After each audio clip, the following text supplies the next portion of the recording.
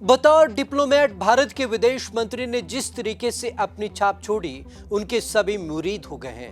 पूर्व प्रधानमंत्री डॉक्टर मनमोहन सिंह तो उनके मुरीद थे ही, नरेंद्र मोदी ने जिस तरीके से उनको जिम्मेदारी दी, उन्होंने उसे बखूबी निभाया और आज पूरी दुनिया में उनकी डिप्लोमेसी का डंका बज रहा है। तो चलिए आज आपको खास रिपोर्ट में दिखाते हैं कि आखिरकार जयशंकर की जय जय क्यों हो रही है। फॉरेन पॉलिसी पर पीएम मोदी के गो टू मैन है जयशंकर। विदेश मंत्री जयशंकर से प्रधानमंत्री नरेंद्र मोदी के अलावा पूर्व प्रधानमंत्री मनमोहन सिंह भी खासे इम्प्रेस थे। इतने कि 2013 में विदेश सचिव के लिए जयशंकर ही उनकी पहली पसंद थे, मगर सोनिया गांधी ने मनमोहन सिंह के हाथ बांध दिए। नतीजा, नियुक्ति कांग्रेस के पुराने वफादार और पूर्व आईबी चीफ टीवी राजेश्वर की बेटी सुजाता सिंह की हुई। नरेंद्र मोदी ने पीएम बनने के बाद जयशंकर को जो जिम्मेदारी सौंपी, वो उस पर पूरी तरीके से खरे उतरे। यूएन चीफ एंटोनियो गुटेरेस के साथ मुलाकात। विदेश मंत्री एस जयशंकर ने गुरुवार को यूएन चीफ एंटोनियो गुटेरेस के साथ मुलाकात की। जयशंकर ने ट्वीट कर बताया कि यूएन चीफ एंटोनियो गुटेरेस के साथ हुई मुलाकात में यूक्रेन संकट के साथ साथ अफगानिस्तान और म्यांमार में हो रही बड़ी घटनाओं को लेकर भी चर्चा हुई है। जयशंकर ने बताया कि यूक्रेन को इस संकट में खाद्य और ऊर्जा सुरक्षा देने का विचार साझा किया गया है। यूएन चीफ गुटेरेस ने की भारत की तारीफ।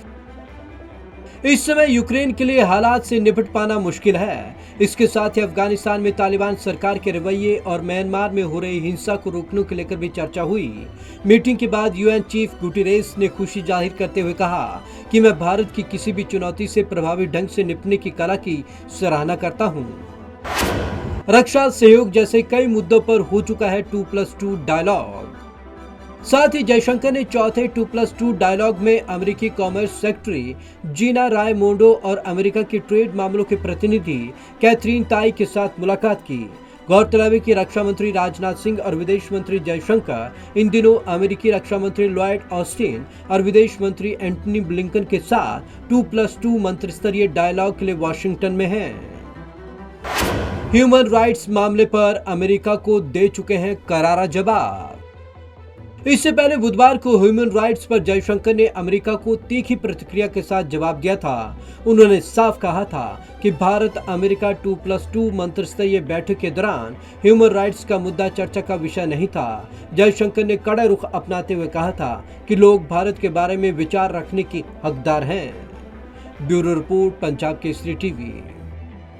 पिछले दिन के वाकये से पूरे देश ने एस जयशंकर की डिप्लोमेसी का लोहा मान लिया, जब उन्होंने अमेरिका की आंखों में आंखें डालकर ह्यूमन राइट्स पर जवाब दिया। अमेरिकी अधिकारी भी इस पर सन्न रह गए कि आखिरकार वो भारत में ह्यूमन राइट्स की बात तो कर रहे हैं, लेकिन जब सवाल अमेरिका में ह्यूमन राइट्स पर किया गया तो वो भौचक्के रह गए, क्योंकि सीधे तौर पर जयशंकर ने पूछा कि सिख संगठनों पर आखिरकार हमले क्यों रहे। ये निंदनीय है और चिंतनीय है। यानी कि अगर भारत के ह्यूमन राइट्स पर आप बात करेंगे तो हम भी अमेरिका के ह्यूमन राइट्स पर नजर बनाए हुए हैं। तो आज की इस खास रिपोर्ट में बस इतना ही। विवेक शर्मा को दीजिए इजाजत। नमस्कार।